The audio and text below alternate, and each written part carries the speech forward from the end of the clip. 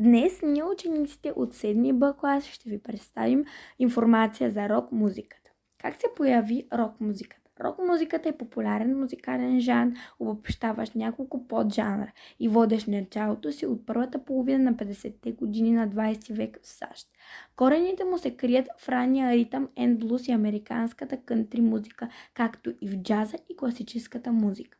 За негова официална рождена дата се смята записването на песента на Бил Хейли "Rock Around the Clock" през 1954 година, която събужда невиждан до тогава интерес.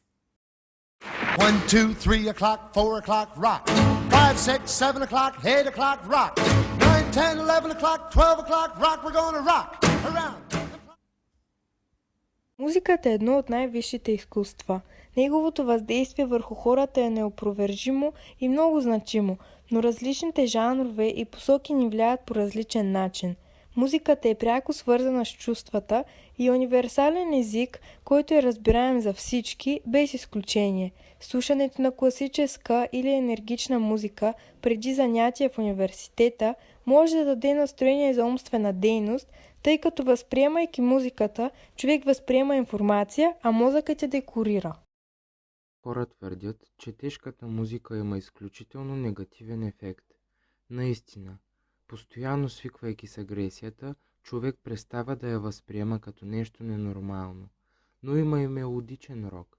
Определено играе положителна роля. Силните и тежки барабани, грубите китарни рифове влияят благотворно, когато човек има нужда да изхвърли емоциите, когато е ядосан или просто преминава през трудни моменти от живота си.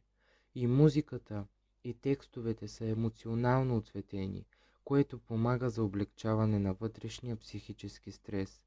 Рокът има много стилове и наистина можете да намерите положителни влияния в тях. Нещо повече, понякога саркастични или мотивиращи, текстовете се превръщат в нагласи в живота. Да не се предаваш, продължавай напред и намери сили в себе си. В края на 1960-те години рок-музиката е смесена с фолк-музиката, за да се получи фолк-рок и с джаза, за да се получи джаз-рок. През 1970-те години рокът е силно повлиян от соул, фънк и латино музиката. По същото време от рока се развиват няколко поджанра, като софт рок, блус рок, хейви метал, прогресив рок и пънк рок. Новите поджанрове през 1980-те години включват хард рок и алтернатив рок. През 1990-те години се появяват грънджът, бритпопът и инди рокът. Представител на рока е Елвис Пресли, наричан кралят на рок-н-рола. Той е считан за една от най-значимите културни икони на 20 век. Неговите енергични интерпретации на песни и сексуално-провокативен стил на изпълнение, съчетани с уникална мощна комбинация от влияния в различни цветови линии по време на трансформиращата ера в расовите отношения, довеждат до голям негов успех, така и до първоначални противоречия. Пресли е роден в Тупело, Мисисипи и се премества в Мемфис, Тенеси със семейството си, когато е на 13 години. Музикалната му кариера започва там през 1954 година, като записва в Sun Records с продуцента Сам Филипс, който иска да представи афроамериканската музика на по-широка аудитория. Първият сингъл на Пресли за RCA е Heartbreak Hotel, който излиза през януари 1956 година и става хит номер 1 в Съединените щати. Although it's always crowded, you still can find some room for broken-hearted lovers to cry there in the gloom. Be so, make you so lonely, baby, make you so lonely. Джон Уилстън Оно Ленън е музикант, текстописец, общественик, художник, актьор и писател. Роден в Ливърпул, Англия на 9 октомври 1940 година и убит в Ню Йорк, САЩ на 8 декември 1980 година. Ленън е една от най-влиятелните и популярни личности в поп-културата на 20 век. Придобива световна известност като член и водеща фигура в рок-групата Beatles, получила международна слава през 60-те години. Ленън е в основата на еволюцията в стила на групата, който от традиционни любовни сюжети на фона на семпла мелодия прераства в социално ангажирани текстове, а състава започва да експериментира с различни музикални течения.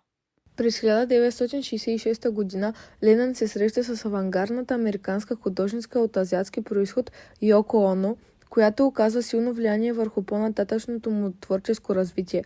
Сътрудничеството между двамата започва през 1968 година, когато е издаден техния първи албум. Ленън и Оно сключват брак в следващата година, а 1970 година Битълс се разпадат заради творчески различия. В периода след състава бившият Битълс се утвърждава като солов изпълнител с по-активно отношение към социалните проблеми, борбата за мир и възражение към всякакви прояви на насилие. Албумът Imagine от 1971 година е най-популярната самостоятелна творба на Ленън, а едноименната песен от албума изразява най-добре неговата гражданска позиция. Междувременно участва в редица демонстрации и инициативи, посветени на мира, съпроводен от съпругата си Йоко Оно. На 12 юни 1972 година е издаден албума Sometime in New York City. Известни песни от албума са Angela, Cold Turkey, Born in a Prison и други.